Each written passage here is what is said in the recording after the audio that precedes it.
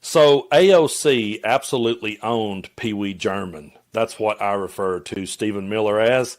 My apologies to the family of Pee Wee Herman, but I just think Pee Wee German suits him so good. And I'm usually not the person that like comes up with nicknames for people. I don't really do that because I don't ever want to come off like them in any way. But this dude absolutely deserves to be mocked. He deserves to be laughed at. The dude absolutely is such a scumbag that anytime you can take a joke to him, go for it. Because he's so thin-skinned and you can see it. You can see it. You can see that he falls apart because he's always on TV shouting like a WWE guy. It always looks like he's cutting a promo. He never looks like someone that's sitting there just doing a regular interview. It's always like, well, let me tell you something, brother. That's just how he comes at it. It's always he's pointing, he's foaming at the mouth. Oh. And then AOC goes out and just lays waste to him. And it's epic. So we're going to watch what AOC said. We may not watch the entire thing. It's kind of a long clip, but it's worth every second of it. It truly is. She lays waste to him, and then he goes on Fox News and responds. So buckle up for this one. It's entertaining. Here is AOC just laying into old Pee Wee German. The point is that they are scrapping and grasping at straws because they have nothing else. Laugh at them. Stephen Miller is a clown. I've never seen that guy in real life, but he looks like he's like 4'10", and he looks like he is angry about the fact that he's 4'10", and he looks like he is so mad that he is 4'10", that he's taking that anger out at any other population possible. Like, laugh at them. Laugh at them.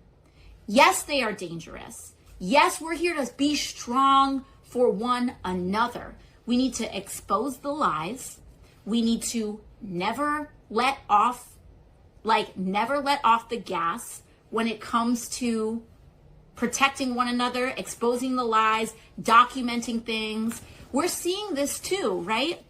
And so I think it's very important to be able to hold multiple things at once. And we've seen this work in other cultures. We've seen this work in other countries. Yes, the resistance to authoritarianism is very real. The risks of abuse of power are very real. But one of the most powerful cultural things that you can do to a political movement that is predicated on the puffery of insecure masculinity. That's what this is about. This isn't, people talk about toxic masculinity, more than it, like, let's put that to the side for just 1 second. This is about insecure masculinity.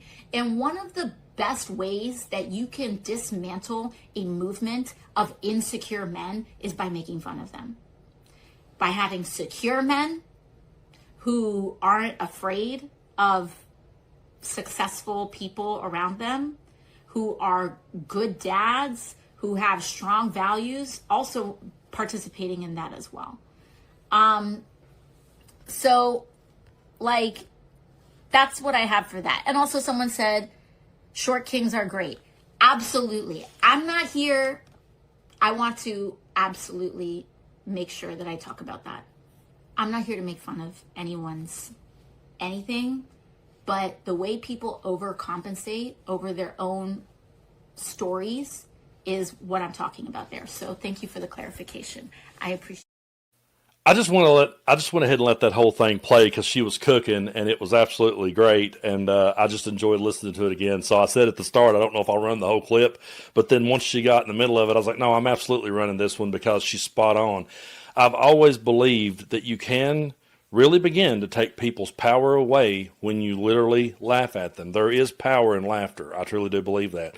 My grandmother used to teach me that when I was a kid. Back when I was little, I had red hair and freckles. I got picked on a lot. For whatever reason, redheads always get picked on.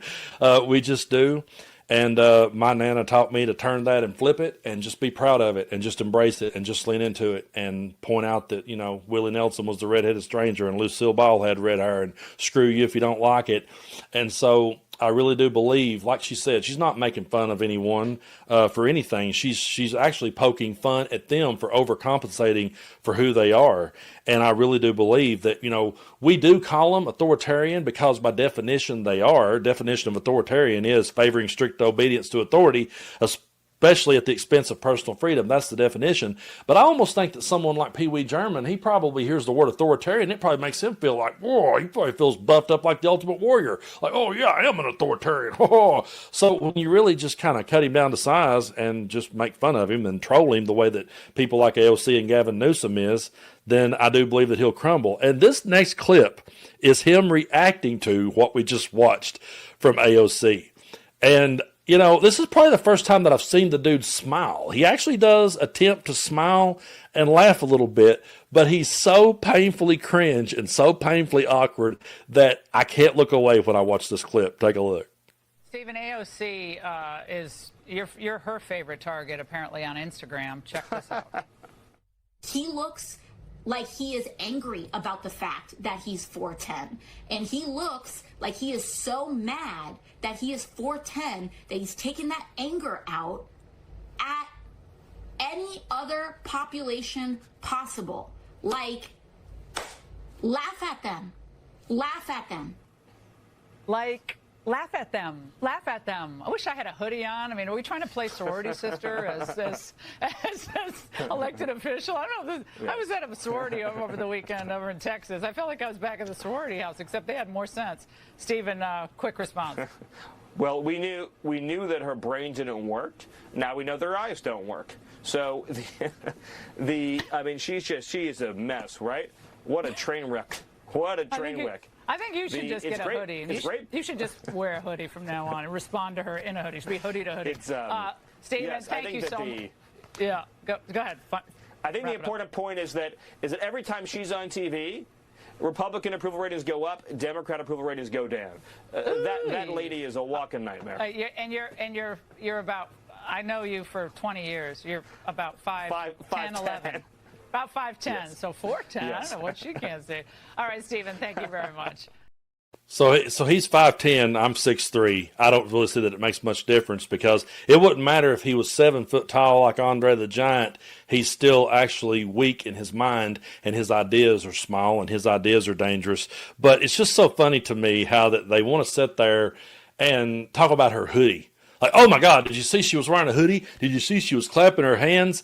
And then he just played one of Maga's old hits. They all say that, let her speak. Just let her talk. Because our ratings goes up when she talks because she's stupid and blah, blah, blah. And they'll sit there and they'll criticize her for her hoodie. They will criticize the hoodie and they'll criticize the hand clap and they'll make fun of her. And meanwhile, the leader of their party will walk out on a stage with a hat that says Trump was right about everything. I mean, the wrestler Cody Rhodes got his logo tattooed on his neck. I thought that was pretty arrogant. I thought, you know what? Like, you get your own logo. I mean, it's one thing. Nothing wrong with neck tattoos. I've got tattoos. I don't think I would ever get one on my neck just because I don't like for anything to touch my neck and I don't want the pain on my neck. But, go out and get a neck tattoo, whatever. But, I thought that was cringe. But no. Like, Trump wearing his own hats. Trump was right about everything. That's absolutely one of the most cringe-worthy things that I've ever seen. And out of all the ridiculous gestures that Trump makes and all the ridiculous things that he says and just continues to spiral, every time Trump talks, it just gets worse. Now, for everyone that used to love to pick on Joe Biden for his age, Joe Biden did grow old right in front of the camera. No one's denying that. He absolutely did. The Joe Biden in 2024 that was in that debate was definitely not the Joe Biden that debated Paul Ryan all those years ago. So we know that Joe Biden slowed down, absolutely. Donald Trump, it's not about slowing down that worries me. It's about his speeding up. To me, it's about everything to do with him going forward. And he's just so unhinged and so off the walls and gets so tripped up now in his speech. All I'm saying is that the Jake Tappers of the world wanted to hold Joe Biden under such a microscope. Maybe we should be holding Trump under that same microscope instead of sitting over here and pointing to AOC and her hoodie and saying, boy, they got a person in a hoodie. I will take AOC and her hoodie any day of the week. She can be the president and run the presidency, kick back in her desk. She can put her feet on the desk, wear a hoodie, and flip 2 middle fingers in the air, and you will never hear me criticize it, because I would say at least we don't have the insane authoritarian regime in place that we do now. That's just me. You know, you want to talk about lesser of two evils. I go back to that verse in the Bible. My grandpa used to say it this way. I know the Bible don't actually say it this way, but I like my grandpa's version. My grandpa used to say, they will gag at a gnat and swallow a camel. I think the Bible says they will strain at a gnat and swallow a camel, but the moral of that verse is they'll pick on something very small, and they will pick on that, but then they will accept something so much worse. So yeah, they'll sit there and they'll pick on AOC for her hoodie, and they'll use that same line that every one of them uses, by the way. Everyone say that same exact thing. Just let her speak. Just let her keep talking. We look good. The sad part is they let Donald Trump keep talking, and people still hangs on his every word and believes him. Even after everything we've talked about on the show today, all the promises it's been broken. The government is shut down. The Epstein files aren't released. Your grocery bill isn't any lower. Your eggs aren't cheaper. Your life isn't better. None of the promises he made are coming true, except all of the authoritarian BS we're seeing. And to everybody that's excited about seeing the troops on the street, I just go back and say to myself, you know, they used to say everything they used to warn us that Barack Obama was going to do. They would always, Obama's going to do that. Everything they ever warned us about martial law and Obama and everything they've ever accused him of doing, they did it. And there's people that's okay with it. There's a lot of people that aren't, and if we do have a free and fair election in the midterms, I think you will see Republicans lose. If we do have an election in 2028, I do believe that the Republican will lose.